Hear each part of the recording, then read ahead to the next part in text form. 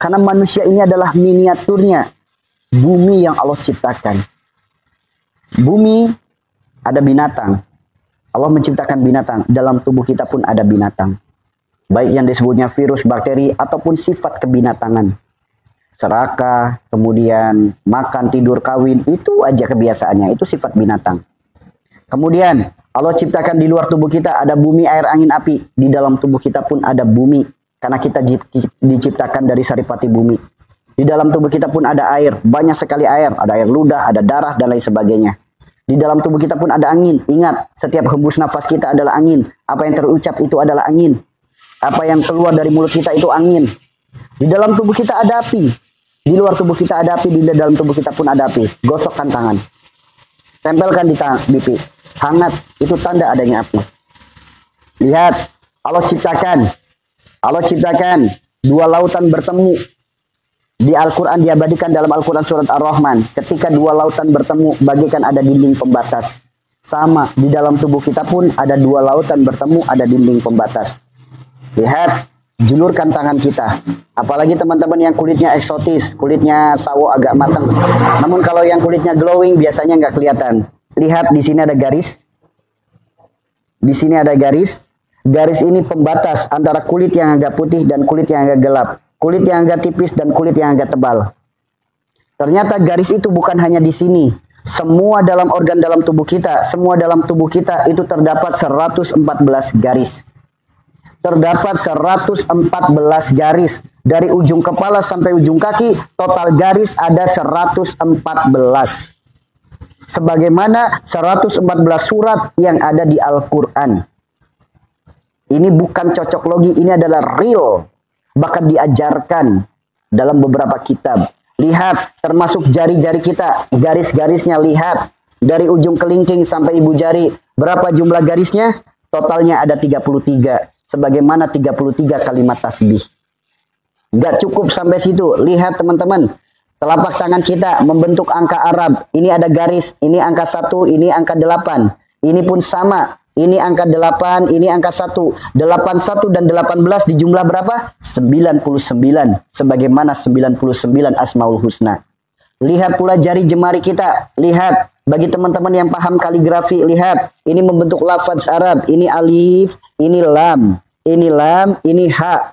Dibaca apa? Allah. Ini pun sama. Alif, lam, lam, ha. Dibaca apa? Allah. 99 Asmaul Husna, 33 kalimat tasbih. Apakah itu kebetulan? Enggak, teman-teman. Lihat garis-garis kita. Ada garis dipisahkan antara sebelah kanan dan sebelah kiri. Di sini ada garisnya. Sampai ke alis, sampai ke hidung, sampai ke bibir. Bahkan di bibir ada garisnya. Di sini ada garisnya. Semua sampai ke bawah ada garisnya. Untuk memisahkan sebelah kanan dan sebelah kiri. Dan garis-garis itu banyak sekali. Daun telinga ada garisnya, leher ada garisnya, dada ada garisnya, perut ada garisnya. Lipatan tangan, lipatan kaki ada garisnya. Total garis 114 garis. Apakah ini kebetulan? Apakah ini kebetulan? Gak ada yang kebetulan, teman-teman. Makanya ayo pelajari. Garis-garis ini adalah batas wilayah satu dan wilayah yang lain. Garis ini adalah batas antara kanan dan kiri, antara atas dan bawah. Ketika penyakit kita di sebelah sini, ini wilayah apa? Di dalam Al-Quran disebutnya apa? Kemudian kisahnya apa? Penyebabnya apa? Solusinya apa? Semuanya ada dalam Al-Quran. Maka semua penyakit kita sudah dituliskan dalam Al-Quran. Dari mana sifatnya, perilakunya, perbuatannya sudah diabadikan dalam Al-Quran. Sudah, teman-teman. Yuk, sebagai contoh kayak gini, teman-teman. Tubuh kita, pertama, dibagi menjadi dua. Bentar ya. Tubuh kita, pertama dibagi menjadi dua. Batasnya adalah leher. Batasnya adalah leher. Leher ke atas disebut wilayah dunia. Leher ke bawah disebut wilayah akhirat. Semua penyakit dari leher ke atas, penyakit yang disebabkan karena perkara urusan dunia. Yang kedua, leher ke bawah. Semua penyakit dari leher ke bawah, apapun itu. Baik penyakit yang ada di dada, yang ada di perut, yang ada di kemaluan, yang ada di kaki. Semua. Ini disebutnya wilayah akhirat, yaitu berkaitan dengan perkara ibadah. Kemudian tubuh kita dibagi lagi menjadi dua. Sebelah kanan disebutnya hablum minan nas, sebelah kiri disebutnya hablum minallah. Semua penyakit dari ujung rambut kepala kita hingga ujung jari kaki kita, sebelah kanan disebutnya hablum minan nas. Hubungannya dengan manusia dan rahmatan lil alamin. Hubungannya dengan alam semesta. Jika ada penyakit di sebelah kiri, dari ujung kepala sampai ujung kaki sebelah kiri, itu disebutnya hablum minallah. Hubungannya dengan Allah. Dari situlah kita bisa mengetahui dari mana penyebabnya penyakit-penyakit dalam tubuh kita. Dari mana penyebabnya penyakit-penyakit dalam tubuh kita. Oke? Sekarang, yuk saya ambil contoh. Katakanlah penyakit stroke. Apa itu penyakit stroke? Secara medis, stroke karena adanya sumbatan pada saraf otak. Jika sumbatannya otak sebelah kiri, stroke-nya sebelah kanan. Jika sumbatannya otak sebelah kanan, stroke-nya sebelah kiri. Otak kanan menggerakkan organ tubuh sebelah kiri, otak kiri menggerakkan organ tubuh sebelah kanan. Pelajaran kelas 4 SD. Stroke, tangan dan kaki berkurang fungsinya. Tangan dan kaki berkurang fungsinya, bahkan ada yang sampai lumpuh. Tangan dan kaki berkurang fungsinya, bahkan ada yang sampai lumpuh. Stroke sebelah kanan, tangan dan kaki wilayah mana? Wilayah di bawah leher. Wilayah di bawah leher. Di bawah leher disebutnya apa? Wilayah akhirat. Sebelah kanan perkara akhirat. Perkara apa itu? Orang yang terkena penyakit stroke sebelah kanan disebabkan karena apa? Perkara akhirat yang berhubungan dengan manusia, yaitu perkara silaturahim. Adanya dendam, adanya kebencian yang melahirkan permusuhan. Dari permusuhan menjadikan retaknya silaturahim, rusaknya silaturahim, hancurnya silaturahim. Itulah penyebab stroke sebelah kanan. Penyebab stroke sebelah kanan. Dari mana penyebab silaturahim itu rusak? Ingat, adanya sumbatan pada otak sebelah kiri. Otak sebelah kiri perkara dunia. Sebelah kiri disebutnya hablum minallah. Perkara dunia yang hubungannya dengan Allah. Apa yang menjadikan silaturahim itu rusak? Perkara dunia hubungannya dengan Allah. Jodoh, rizki, mati. Perkara jodoh sampai rusak silaturahim. Perkara rizki, sikut-sikutan di tempat kerja, persaingan bisnis, atau bagi warisan dan lain sebagainya, sampai rusak silaturahim. Yang ketiga, perkara mati. Perkara mati itu apa? Perkara mati itu ibarat kata gini, kita nggak terima ketika tersaingi oleh seseorang. Seakan-akan kita hidup selamanya, hanya saya yang harus berkuasa dan lain sebagainya. Dari situ penyebabnya. Sehingga apa? Retaknya silaturahim. Kita lanjut. Stroke sebelah kanan. Ya, tadi udah tahu. Kanan disebut hablum minan nas. Stroke tangan dan kaki di bawah leher disebutnya akhirat. Perkara akhirat yang hubungannya dengan manusia karena retaknya silaturahim. Bukan hanya sebatas itu. Tangan dan kaki sebelah kanan disebutnya rahmatan lil alamin. Boleh jadi tangan dan kakinya pernah dipakai untuk membunuh makhluk Allah tanpa menyebut asmanya. Tangan dan kakinya pernah dipakai untuk melukai makhluk Allah, menyiksa makhluk Allah, menzolimi makhluk Allah, memfitnah makhluk Allah. Itu pun bisa jadi penyebabnya. Itu pun bisa jadi penyebabnya. Ya. Yang nggak ada suaranya silakan di-scroll kembali lagi. Ya, itu bisa jadi penyebabnya. Jadi selagi penyebabnya belum diperbaiki, mau minum herbal apapun, mau minum obat apapun, mau dioperasi sekalipun, nggak bisa sembuh teman-teman. Maka perbaiki dulu penyebabnya. Perbaiki dulu penyebabnya. Lalu bagaimana jika stroke-nya sebelah kiri? Tangan dan kaki berkurang fungsinya, bahkan tangan dan kaki ada yang sampai lumpuh. Sebelah kiri disebutnya hablum minallah, tangan dan kaki di bawah leher disebutnya akhirat. Perkara akhirat yang hubungannya dengan Allah. Perkara apa itu? Adanya perjalanan hidup yang merusak hubungannya dengan Allah. Perjalanan hidup yang seperti apa? Perjalanan hidup yang melahirkan dosa. Adanya dosa kemusyrikan, dosa kemaksiatan, dosa kezoliman, dosa kesombongan, dosa riba. Inilah penyebab stroke sebelah kiri. Apa yang menjadikan dia melakukan kemusyrikan? Apa yang menjadikan dirinya melakukan kemaksiatan? Apa yang menjadikan dirinya melakukan kesombongan, kezoliman, bahkan dosa riba? Ingat, sumbatan pada otak sebelah kanan. Otak sebelah kanan di atas leher disebutnya dunia. Sebelah kanan disebutnya hablum minan nas.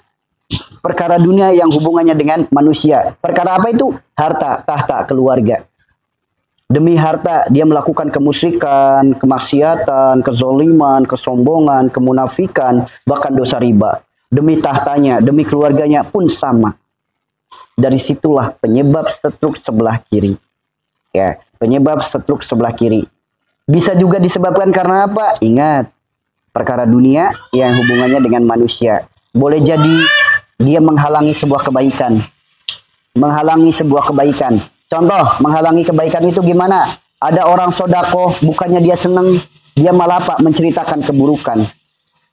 Ada orang taat ibadah, bukannya senang, malah dibully. Malaikat lewat, malaikat lewat. Itu bisa jadi penyebabnya. Ada orang mau melakukan kebaikan, mau menikah.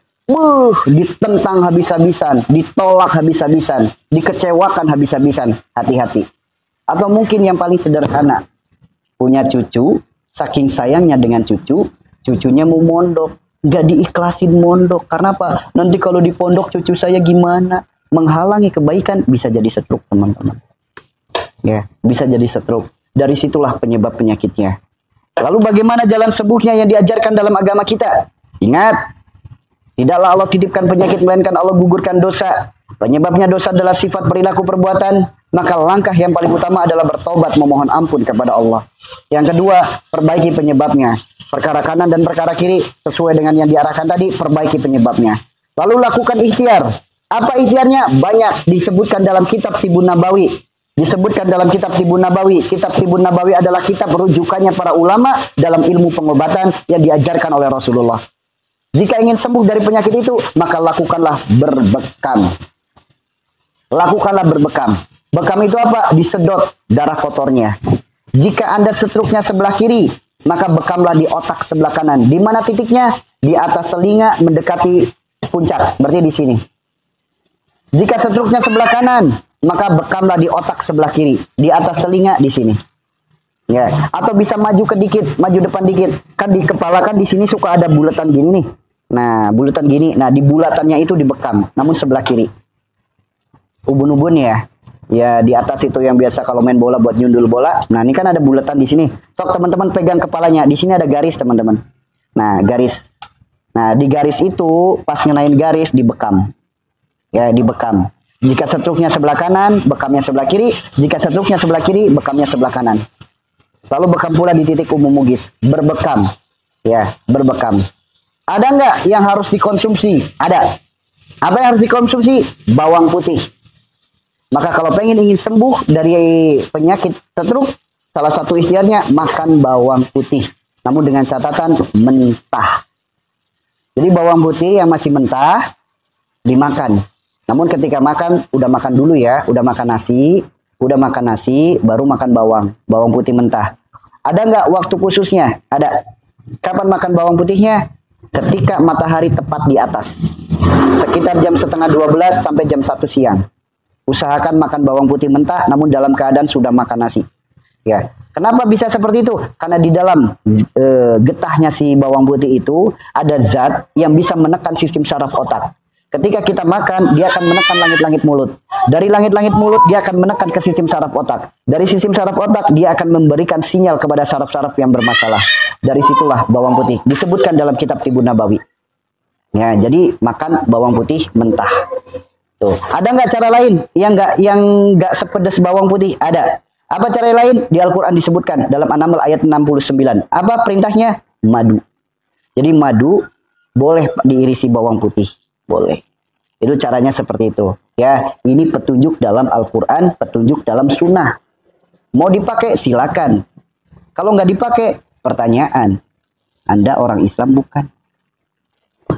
Ya. Kalau dipakai, silakan. Kalau nggak dipakai, pertanyakan keimanannya. Rukun Islam yang pertama syahadat, sholat, puasa, zakat, haji. Itu rukun Islam. Kemudian rukun iman. Salah satunya iman pada Al-Quran. Yuk. Bawang putih 1 siung aja cukup. 1 siung. Kalau 1 siung nggak kuat, potong. Jadi setengah siung. Ya, setengah siung. Jadi seperti itu. Kalau nggak kuat dengan bawang putih, maka pakai golden garlic. Ini teman-teman, saya tak kasih tahu ya. Ini bisik-bisik nih. Jangan kasih tahu pedagang bawang. Jangan kasih tahu. Ini rahasia ya. Rahasia di antara kita. Ada harta karun obat. Namanya golden garlic. Golden garlic itu biasanya sama pedagang bawang dibuang. Dianggapnya bawang putih busuk. Warnanya kuning dan kenyal. Itu adalah harta karunnya obat. Itu harta karunia obat. Satu golden garlic setara dengan 5 bawang putih. Ya, itu harta karunia obat. Jadi golden garlic itu biasanya sama pedagang gak dijual, dibuang. Siapa yang mau tinggal ngambil. Nah, itu harta karunia obat. Makanya pedagang jangan sampai tahu. Nanti kalau pedagang tahu dimahalin harganya. Ya, ini bisik-bisik antara kita aja. Harta karunia obat itu salah satunya golden garlic. Bawang putih yang matang alami. Bukan busuk, matang alami. Warnanya kuning, kenyal. Ya, itu golden garlic namanya. Golden garlic dimakan gak pedes. Rasanya kayak dodol. Namun aromanya lebih menyengat. Itu golden garlic. Kemudian, kalau nggak kuat golden garlic, paling enak nih, paling enak. Black garlic. Pakai black garlic.